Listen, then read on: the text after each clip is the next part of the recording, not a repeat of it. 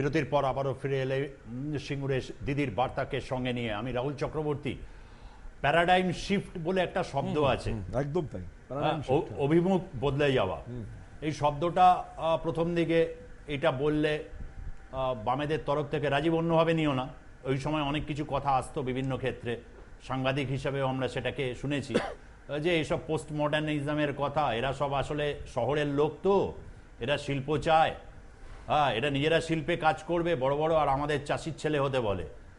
তো এরকম বহু শহরের ছেলেদেরও তখন জিজ্ঞাসা করতাম যে কি ব্যাপার, তো বলেছে যে না, যদি এরকম মেকানাইজড ফার্মিংয়ের সুযোগ থাকে, এগ্রিকালচার পড়ার সুযোগটা বেশি থাকে, তাহলে চাষ করতে অসুবিধা নেই, তো কোনো আমাদেরও অসুবিধা নেই।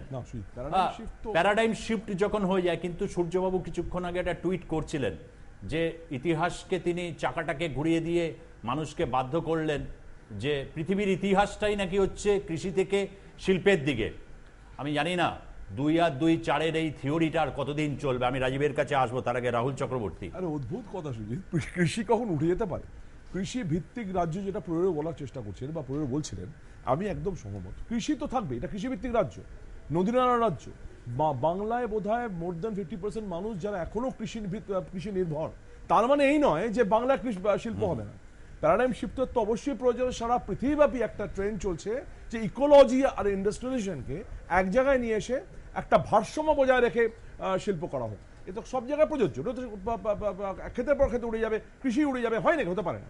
আর দ্বিতীয়ত রাজীবের কতগুলো কথা আমার অদ্ভুত লাগলো। অ্যাকচুয়ালি ব্যাপারটা কোথায় শুধু, আজকে যারা দীর্ঘদিন ধরে বাংলার রাজনীতি করে 34 বছর শাসন করেছেন এবং বাংলার মানুষের মনে প্রথিত করেছেন এমন একটা ভাব বা পারসেপশন, যে যারা একসময় দাঁড়িয়ে চিৎকার করে বলতেন কৃষক তুমি ফসল ফলাও, যুব তোমার সঙ্গে আছে, জমি যার লাঙল তার, তাদের কাছে এই 1894-এর রেকর্ডিয়ান অ্যাক্টে অধিগ্রহণ করতে যাওয়াটা বাংলার মানুষ স্তব্ধ হয়ে গেছিলেন।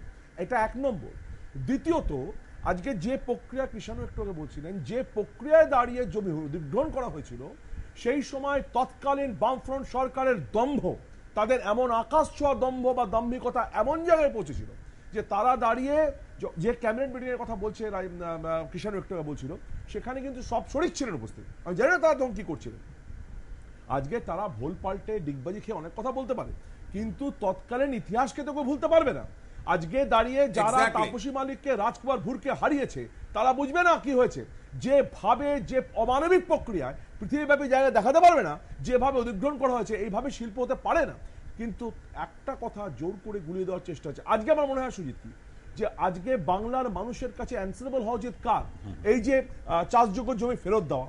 আজকে মমতা বন্দ্যোপাধ্যায় বলছেন, শুধু আমার যতদূর মনে হয়, যেটা আমরা জানি 60 একর বা তার কিছু বেশি জায়গায় কংগ্রেস হয়ে গেছে, বাকি প্রায় 1100 একর তো পড়ে আছে এভাবে। কিন্তু আজকে কৃষি বিজ্ঞানীকে লাগানো হচ্ছে যে কিভাবে চাষযোগ্য করে তোলা যায়।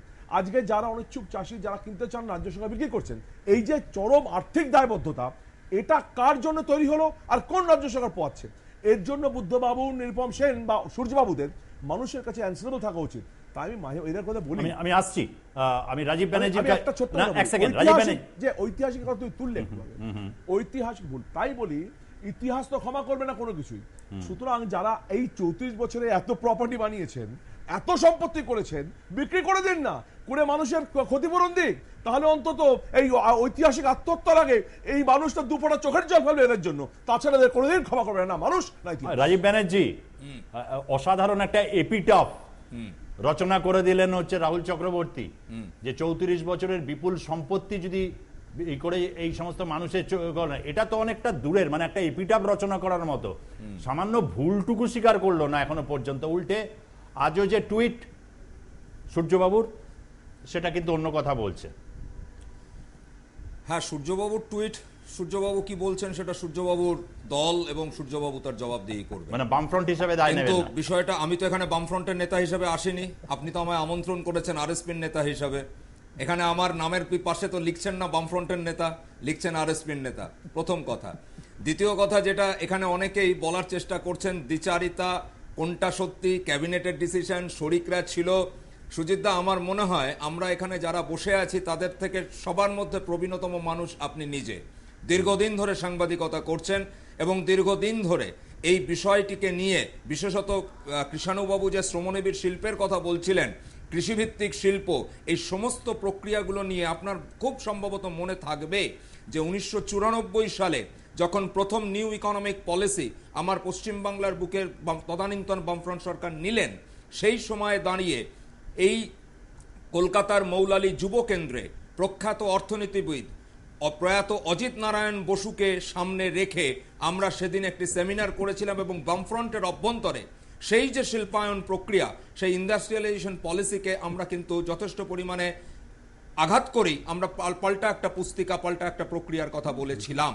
কাজে যারা আজকে বলছেন যে আমরা দ্বিচারিতা করছি, ভোল পাল্টে ফেলছি, আমার মনে হয় যে তাদের কাছে সবিনয় নিবেদন আমার যে আপনারা দয়া করে যদি একটু পড়ে নেন বিভিন্ন সময়কালে বিভিন্ন প্রেক্ষাপটে দাঁড়িয়ে আরএসপি দলের পক্ষ থেকে এরকম ছোট ছোট ছোট ছোট বহু পুস্তিকা, বহু কিছু। আচ্ছা ঠিক আছে রাজীব, একটা প্রশ্ন, আমি একটা প্রশ্নের, ঠিক আছে ইতিহাসের পেছনে এত নিতে যেও না, বিপদ হয় তাতে। আপনারা তো ইতিহাসের প্রেক্ষাপট ঐতিহাসিক ভুল বলছেন, তাহলে ইতিহাস ছাড়া তো না ঐতিহাসিক ভুল তো না, ওটা বলে সেই ইতিহাসটা। তুমি কিন্তু আসল প্রশ্নের উত্তরটা স্কিপ করছো, যেটা মানুষ শুনতে চাইছে। হিস্টোরিক্যাল সুইসাইড বলেছে, ভুল তো অনেক পরের ব্যাপার। আরে হিস্টোরিক্যাল সুইসাইডের প্রশ্নই আসছে কোথায়? আমরা তো প্রথম থেকেই বলছি এই পদ্ধতি ভুল। আচ্ছা, আমরা তো প্রথম থেকেই বলছি জনসভায় দাঁড়িয়ে বামফ্রন্টের শরিক হিসেবে তোমাদের কোন নেতা কি ভুল স্বীকার করেছে, যেটা আমাদের ভুল ছিল, ক্ষমা করে দিন? সিঙ্গুরের রায়ের পরে আমাদের রাজ্য সম্পাদক কীর্তি গোস্বামী তার স্টেটমেন্ট বেরিয়েছে এবং সেই সময় দাঁড়িয়ে ক্যাবিনেটে তিনি কি বলেছেন সেটাও বেরিয়েছে। এবং শুধু তাই নয়, তারও আগে যখন ক্যাবিনেট মন্ত্রী হিসাবে তিনি যে বিতর্কটা তুলেছিলেন সেই বিতর্কের জায়গাটাও রয়েছে। এবং প্রয়াত আমাদের সিপিআই এর মন্ত্রী নন্দ ভট্টাচার্য তাদের ভূমিকা ভুলটা স্বীকার করতে হবে না, হয়তো একটু দ্বিধা বা দ্বন্দ্ব। না এখানে দ্বিধা দ্বন্দ্বের ব্যাপার নেই। জনসভায় দেখিনি না এখানে ভুলের আমার দলের পক্ষ থেকে উল্টে আমরা দেখেছি এবারে দেখেছি বিধানসভা নির্বাচনের সময় সিঙ্গুরে যিনি বামফ্রন্টের প্রার্থী জোট সমর্থিত, তিনি ন্যানো গাড়ি চড়ে প্রচারে এসেছেন, আমরা এটা দেখেছি। আমি কৃষাণুর কাছে আসছি। ইতিহাস শিক্ষা দেয় কৃষাণু, নতুন জমি বিলের জন্য অপেক্ষায় রয়েছে দেশ। এই ঘটনা নিঃসন্দেহে প্রভাব ফেলবে। অন্তত ভারতীয় জনতা পার্টি কি এই রিজিডিটির পথ অবলম্বন করবে? না দেখুন, পলিটিক্সে কোনো রিজিডিটির স্থান নেই। রিজিডিটি হলে ওই 235 আর 35-এর যদি দম্ভ করে রাজনীতি করা যায় তাহলে আখেরে সেটা 2 এসে ঠেকে। তো সুতরাং পলিটিক্স হচ্ছে একটা জলের মতো, সেটা কন্টিনিউয়াস ফ্লো করবে, যেরকম পরিস্থিতি হবে সেরকম আপনাকে অ্যাকোমোডেট করার মানসিকতা রাখতে হবে, ফ্লেক্সিবিলিটি রাখতে হবে। যদি আপনি রিজিড থাকেন তাহলে ওই 1925 সাল থেকে যে লেফটিস্ট আন্দোলন সারা বিশ্বে হয়েছিল, আজ সেটার কোথায় অবস্থান আছে রিজিডিটির জন্য, সেটা যাকে অন্য সেটা বিষয়, সেখানে আমি আসতে চাই না। আমি যেখানে আগেরবার ইনকমপ্লিট আমার কথাটা রয়ে গেল, আপনি এনভায়রনমেন্ট অ্যাসপেক্টে বলছিলেন, পরিবেশ সংক্রান্ত ব্যাপারে। দেখুন আমাদের দেশ এখন বিশ্বতে যে এনভায়রনমেন্ট কিছু নর্মস আছে, প্রত্যেক দেশ একটা এনভায়রনমেন্ট নর্মসে সেই সামিটের পর একটা চার্টারে সিগনেটারি করে। আমাদেরও কার্বন এমিশন কত হবে, আমরা সেটা আগামী 5 বছরে কতটা কমাবো, 10 বছরে কতটা কমাবে, অন্যান্য যেটা ডেভেলপড নেশন তারা কত কমাবে, এর জন্য একটা পুরো নথি করে একদম পুরো করে বানিয়ে দেওয়া হয়েছে। তো সুতরাং কার্বন এমিশন এখন একটা খুব ইম্পর্টেন্ট বিষয়। আপনাকে এনভায়রনমেন্ট ফ্রেন্ডলি এবং কার্বন এমিশনটাকে সামনে রেখেই আগামী দিন শিল্প করতে হবে। এখন আর নতুন করে কোনো কয়লা দিয়ে কোনো বিদ্যুৎ উৎপাদন কেন্দ্র আর হবে না, তার কারণ হচ্ছে কার্বন এমিশন সেখানে বেশি। তো এখন নতুন পরিস্থিতিতে আপনার ইকোলজি অ্যাসপেক্টটা অনেকটা চলে এসেছে, যেটা আজ থেকে 20 বছর আগে এগিয়ে দিল, তাই তো? না সিঙ্গুরের এই বৃত্ত কমপ্লিট অনেকটা এগিয়ে দিল। এখন আমি বললাম কোনো মানে আলোচনা করা ভালো, কিন্তু অতিশয়োক্তি করাটা ঠিক নয়। কারণ আমরা মমতা বন্দ্যোপাধ্যায়ের এই সরকার, রাজ্য সরকার কোনো এক্সট্রা কিছু করতে পারে না এনভায়রনমেন্টাল, যেটা আমরা স্ট্যান্ডার্ড আছে এনভায়রনমেন্টাল নর্মস যেটা আছে সেটা বিহারের ক্ষেত্রে যতটা প্রযোজ্য, গুজরাটের ক্ষেত্রে ততটা প্রযোজ্য, আর পশ্চিমবাংলার ক্ষেত্রেও ততটা প্রযোজ্য।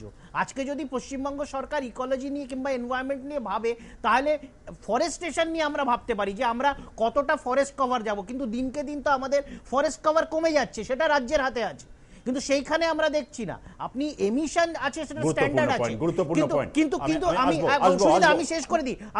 আমি খুব একটা গুরুত্বপূর্ণ কথা, দেখুন আমাদের এখানে আমার কাছে অনেক উদাহরণ আছে, আমি বলতে পারি। আমি একটা উদাহরণ শুধু বলতে চাই। আমি একটা সেক্টরের কথা বলছি, আজ থেকে প্রায় 50 বছর আগে কি 60 বছর আগে একটা সেক্টরে বাংলা শুধু ভারতে 1 নম্বর ছিল না, এশিয়াতে 1 নম্বর ছিল, সেটা হচ্ছে হোশিয়ারি শিল্পতে। এবং আমরা যে কলকাতা, পাশে হুগলি, হাওড়া, 24 পরগনা, এই পুরো বেল্টে, বিশেষ করে গঙ্গার দুধারে ম্যাক্সিমাম এই হোশিয়ারি শিল্পগুলো তারা কনসেন্ট্রেট করতো। 1980 সালের এবং শুরুর দিকে এবং মাঝের দিকে জঙ্গি ট্রেড ইউনিয়নের জন্য এই পুরো হোশিয়ারি শিল্প তারা বাংলা থেকে অন্যান্য প্রদেশে চলে গেল। কোয়েম্বাটুর, তিরুপুর, তামিলনাড়ুর কাছে একটা ছোট্ট শহর তিরুপুর, সেই তিরুপুরে তারা ম্যাক্সিমামটা গিয়ে নতুন করে তারা ওখানে ব্যবসা শুরু করলো। আজকে দেখুন, যেই জায়গায় এই হোশিয়ারি শিল্পগুলো ছিল সেখানে কোথাও চাষবাস হয়নি, কিন্তু সেই জায়গাগুলো হয় পড়ে আছে, নয়তো মাল্টি স্টোরেড বিল্ডিং সেখানে প্রমোটারি হয়ে গেছে, নয়তো সেটা এখন ভগ্নস্তূপে পরিণত হয়েছে, সেখানে কিছু হয় না। অথচ সেই তিরুপুরের কথা বলছি, সেই তিরুপুরে আজকে বিশ্বের যত হোশিয়ারি ব্র্যান্ড আছে, সে অ্যাডিডাস হোক, লি হোক, লিভাইস হোক, যেই হোক, এরা কিন্তু ওয়ার্ল্ড কাপের কন্ট্রাক্ট পায়, অলিম্পিকের কন্ট্রাক্ট পায়। গুরুত্বপূর্ণ। ঠিক এরা যেরকম কিন্তু যেই কন্ট্রাক্ট পায়, রাজ্যের হাতে যে সিঙ্গুর ছাড়া যে জমি ছিল, আজ সেটা কিন্তু প্রমাণিত। সুজিত, আমি কি বলছি, আমি আসছি এই সবকটা শিল্প কিন্তু বিশ্বের এখন 1 নম্বর জায়গায় আছে। চায়নাকে চ্যালেঞ্জ দেয় তিরুপুর। আমাদের বন্ধুরা, আমি জানি নিশ্চয়ই এটা নিয়ে ভবিষ্যতে থাকবো। না, একটা জিনিস আমি বুঝতে পারছি না, কৃষি আর শিল্প, মানে আমি শুনেছি যখন টাটা কোম্পানিরা এখানে শিল্প করতে আসে, তখন শুনেছি আমি শ্রদ্ধেয় নিরুপম সেনের মুখে শুনেছি যে চাষির ছেলে কি চাষই করবে। তো আমার কথা হচ্ছে এখানে এটা একটা অদ্ভুত যুক্তি, চাষির ছেলে চাষ করলে ক্ষতি কি? বা একটা শ্রমিকের ছেলে যদি চাষ করে, মানে চাষ থেকে শিল্প কি উত্তরণ না অবনমন? বারবার বোঝানো হয়েছে যে চাষ থেকে শিল্পটা হচ্ছে উত্তরণ, মানে আমি নিজের জমি চাষ না করে অন্যের কারখানায় চাকরগিরি করাটা এটা উত্তরণ। অদ্ভুত যুক্তি বামেদের। তারপরে একটা কথা কৃষাণুবাবু খুব গুরুত্বপূর্ণ কথা বলেছেন যে 60-এর দশকে বাংলা ছিল শিল্প নির্ভর বা শিল্পেতে অনেক এগিয়ে ছিল। একদম ঠিক, একদম ঠিক বলছেন, আপনার সাথে সম্পূর্ণ একমত। কিন্তু একটা জিনিস বলুন তো, কোন শিল্পে ছিল এগিয়ে? কোন শিল্পটা প্রধান ছিল? পাট, চা শিল্প। আজকে কেন্দ্রীয় সরকারের ভ্রান্ত নীতির জন্য পাট শিল্পটা ধ্বংসের মুখে, চা শিল্প ধ্বংসের মুখে। আপনারা তো কেন্দ্রীয় সরকারে আছেন, আপনারা একটা সুসংহত পাট নীতি চালু করুন না, পাটকলগুলো আবার নতুন করে রমরম করে চলতে শুরু করুন। আপনারা হোশিয়ারি শিল্প বলছেন, আপনারা না একটু বলতে দিন, বলবেন আপনি যখন বলেছেন আমি কিছু বলিনি, আমাকে বলতে দিন, বলতে দিন আমাকে, আপনার বলবার সময় আমি কিছু বলিনি, আমাকে বলতে দিন। আপনারা হোশিয়ারি শিল্প বলছেন, আপনারা এটা জানেন না যে এখানে পাট শিল্পটাকে কিভাবে ধ্বংস করা হয়েছে দিনের পর দিন প্লাস্টিক লবির জন্য? প্লাস্টিক লবি কাদের কাছে এখন? কারা প্লাস্টিক লবি কাকে স্পন্সর এন্ডোর্স করছে? আপনারা জানেন না এসব? না, ঠিক আছে, ঠিক আছে, শিল্প নিয়ে আমি বলবো, আমি আসছি।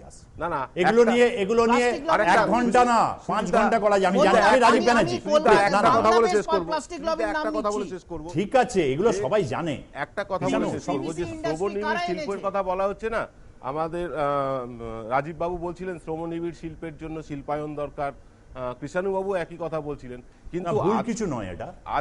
আজকের দুনিয়ায় শ্রমনিবিড় শিল্প বলে নেই কিছু। আজকে ছোট ছোট শিল্প দিয়ে শিল্প করতে হবে। আজকে তার জন্য যেটা আমাদের রাহুলবাবু বলছিলেন একটু আগে, যে পরিবেশ বাঁচিয়ে শিল্প, পরিবেশকে হত্যা করে আজকে সিঙ্গুরে একটা গোটা নদীকে হত্যা করে ফেলা দেওয়া হয়েছে। জল, জঙ্গল, জনতা, এই নিয়ে কিন্তু গুরুত্বপূর্ণ সমাজকর্মী হিসেবে যে পয়েন্টগুলো, এগুলো অস্বীকার করা যায় না। সমস্ত আদি গঙ্গাটা তো কোনো ইন্ডাস্ট্রির জন্য নষ্ট হয়নি, আদি গঙ্গার দায়টা কে নেবে? এটা নেবে হচ্ছে উমা ভারতী। আদি গঙ্গার দায়টা উমা ভারতী কেন নিতে যাবে? নেবেন। নদী সংস্কারের কাজটা রাজ্য করতে পারে না, নর্দমাতে পরিণত হয়েছে। উমা ভারতী নেবেন। উমা ভারতীর তখন মন্ত্রীও হয়নি, উমা ভারতী রাজনীতিতেও আসেননি। রাজীব মনে একটু অ্যাড করতে চাইছে।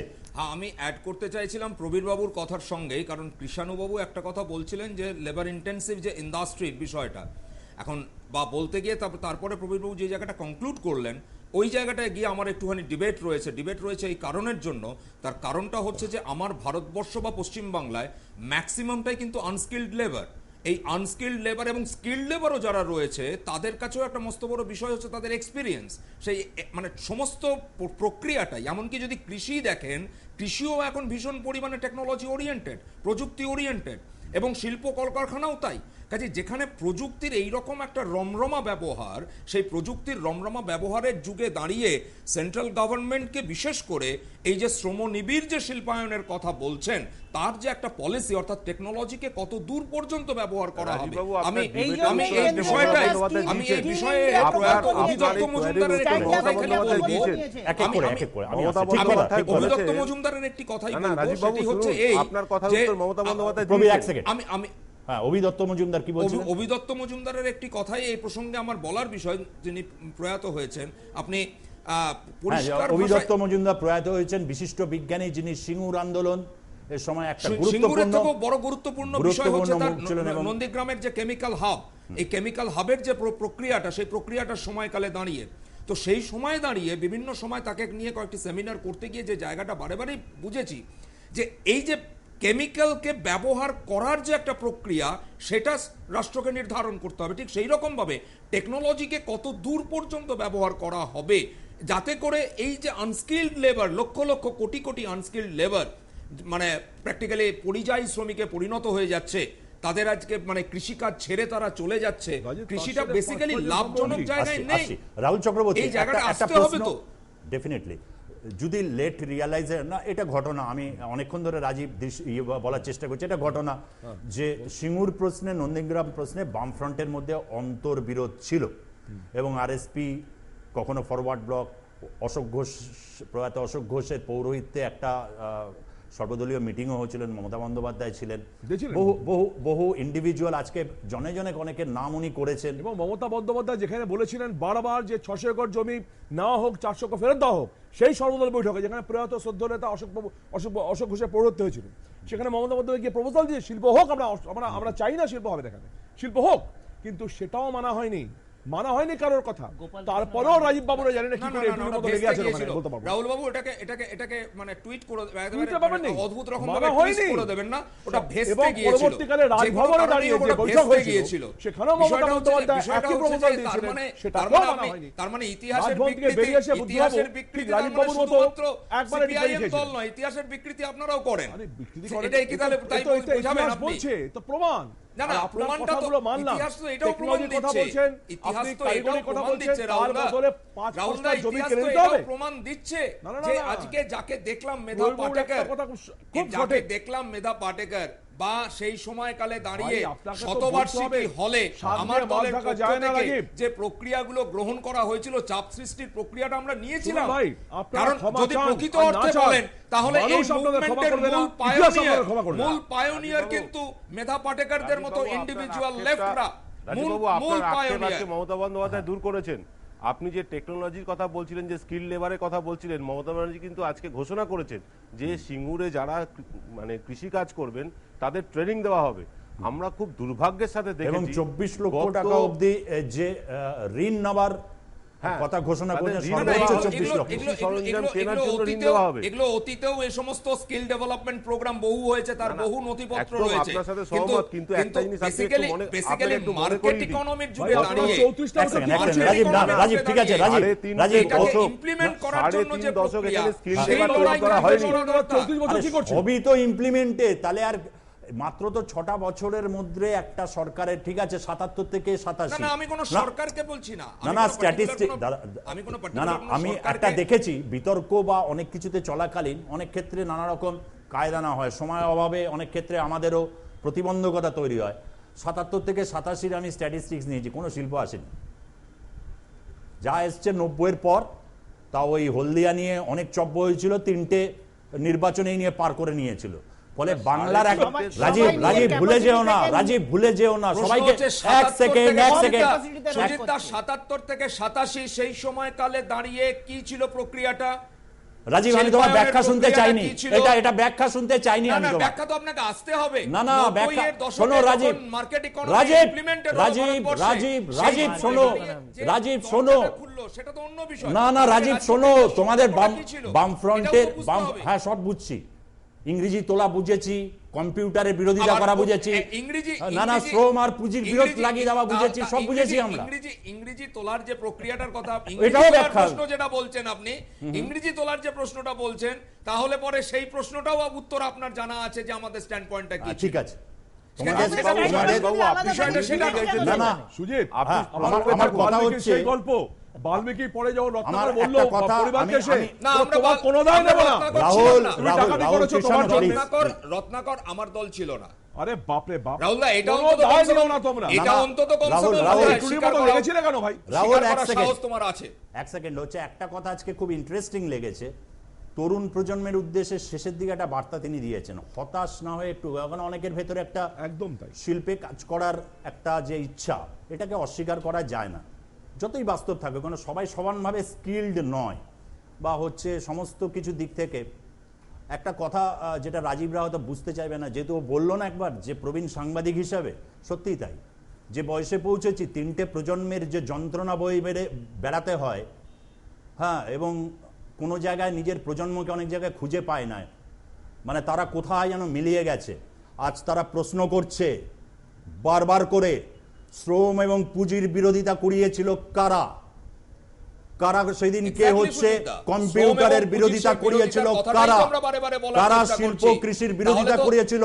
ওই টুইট করে মিষ্টি মিষ্টি কথা দিয়ে যত বড়ই তিনি কমরেড হন, এই প্রশ্নগুলো কিন্তু ধাওয়া করবে, ঠিক যেমন ভাবে 10 বছর ধরে বহু প্রশ্ন তৃণমূল কংগ্রেসের উদ্দেশ্যে ভবিষ্যতেও ধাওয়া করবে। আমি এই জায়গা থেকে দাঁড়িয়ে কৃষ্ণ মিত্র, তরুণ প্রজন্মের তো সবাই আজকে দেখছি, সেই প্রশ্নটা কিন্তু আজকে উনি অ্যাড্রেস করেছেন, এটা কিন্তু খুব ইন্টারেস্টিং।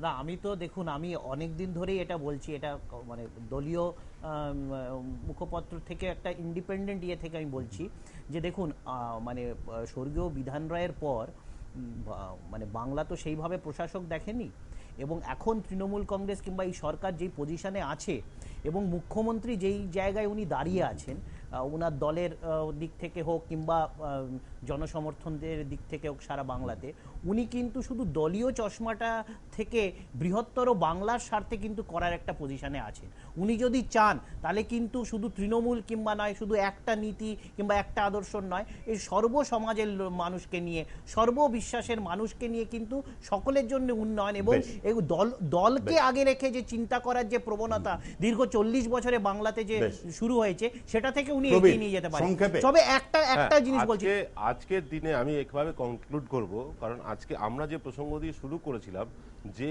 স্কোয়ার ফিট ইকোনমি বনাম ইকোলজি, আমরা সেখান থেকে সরে এসে অনেক দূর চলে গিয়েছি। কিন্তু না না, বার্তার মধ্যে আজকে- অনেকগুলো বার্তা আছে, একদম। একটা ইকোলজি বেসড একটা বার্তা তিনি দিয়েছেন, এটা খুব ইন্টারেস্টিং এটা লেগেছে। খুব ইন্টারেস্টিং, কারণ আজকে ভবিষ্যতের একটা দিশা দেখিয়েছেন। জল, জঙ্গল, জনতা, এই তিনকে নিয়ে শিল্প গড়তেই হবে, এছাড়া অন্য কোনো অপশন আমাদের কাছে নেই। আজকে সারা পৃথিবী পরিবেশ দূষণে জর্জরিত, সেখান থেকে উনি যে বার্তাটা দিয়েছেন সেটা ভীষণ ইঙ্গিতপূর্ণ, এবং একজন ভবিষ্যৎ দ্রষ্টাই এরকম বার্তা দিতে পারেন বলে আমার ব্যক্তিগত ধারণা। রাহুল, আমার মনে হয় যে মমতা বন্দ্যোপাধ্যায়ের আজকের বার্তা ঐতিহাসিক বার্তা। বাংলার মানুষ এই বার্তা মনে রাখবেন। যে ভরসা, আশ্বাস, যে বিশ্বাস মমতা বন্দ্যোপাধ্যায়কে করেছিলেন, তার মর্যাদা শুধু পাওয়া না, আজকে নতুন একটা দিক খুললেন। এই প্যারাডাইম শিফটের কথা তুমি বললে, এটা খুব গুরুত্বপূর্ণ। এবং মমতা বন্দ্যোপাধ্যায় অচিরে এটা প্রমাণ করবেন যে এই বাংলায় দাঁড়িয়েও যারা চিরকাল শিল্পের বিরোধিতা করেছে এবং মমতা বন্দ্যোপাধ্যায় শিল্প বিরোধী বলেছে, তাকে ব্যর্থ করে দিয়ে বাংলায় শিল্প এবং কৃষি পাশাপাশি সহাবস্থান। রাজীব। প্রথম কথা যেটা, সেটা হচ্ছে যে এখানে একটি ক্যাপশন দেখতে পাচ্ছি, যে এখানে লেখা হচ্ছে যে আমি স্টেটমেন্টটা করেছি মমতা বন্দ্যোপাধ্যায় সিঙ্গুরের ওই পরিকল্পনা ভেস্তে দিয়েছিলেন, এটা সঠিক নয়। আমি বলেছিলাম ওই আলোচনা সভাটি ভেস্তে গিয়েছিল যে কোনো কারণেই হোক। এক, দ্বিতীয়ত সেটি হচ্ছে যে খুব সুস্পষ্ট ভাষায় আমার বক্তব্য একটাই, সেটা হচ্ছে যে ভারতবর্ষের বুকে যে শ্রমজীবী জনতা রয়েছে, সেই শ্রমজীবী জনতার স্বার্থে সেই শিল্পায়ন প্রক্রিয়া গ্রহণ করা ভীষণ পরিমাণে জরুরি। এবং সেক্ষেত্রে আমার মনে হয় যে কৃষিভিত্তিক শিল্প এই জায়গাটার উপরে যদি একটু জোর দেওয়া যায়, তাহলে ইকোলজি এবং তার সঙ্গে সঙ্গে কর্মসংস্থানের একটা ব্যাপক সুযোগ কিন্তু সৃষ্টি হতে পারে। বেশ, না, আমাদের চৈতন্য বরাবরই ছিল। আসলে মুশকিলটা হচ্ছে যে আপনার মনে হচ্ছে যে আস্তে আস্তে আপনিও বোধহয় 211 ওই 235 ওরা 35 ওই গল্পে বোধহয় আপনিও চলে যাচ্ছেন। এখান থেকে বেরিয়ে আসতে পারলেই বোধহয় ভালো হবে, তাহলে মানুষের উপকার হবে। মানুষের যদি উপকার হয় তাহলে সব রাজনৈতিক দলেরই লাভ আছে। দেখুন। বেশ, ধন্যবাদ ধন্যবাদ ধন্যবাদ কৃষ্ণ মিত্র, রাজ্য বিজেপি নেতা, আপনাকে ধন্যবাদ। প্রবীর বিশ্বাস সমাজকর্মী আপনাকে, রাহুল চক্রবর্তী তৃণমূল কংগ্রেস নেতা আপনাকে, এবং আরএসপি নেতা, রাজ্য আরএসপি নেতা রাজীব ব্যানার্জি, আপনাকেও ধন্যবাদ আপনাদেরকেও যারা দিনভর নজর রেখেছেন R+ নিউজের পর্দায়। দেখতে থাকুন R+ নিউজ, প্রতি মুহূর্তে বিভিন্ন ঘটনার আপডেট এবং তার সাথে একেবারে বাস্তবধর্মী বিশ্লেষণ। R+ নিউজ, সবার আগে সবার পাশে।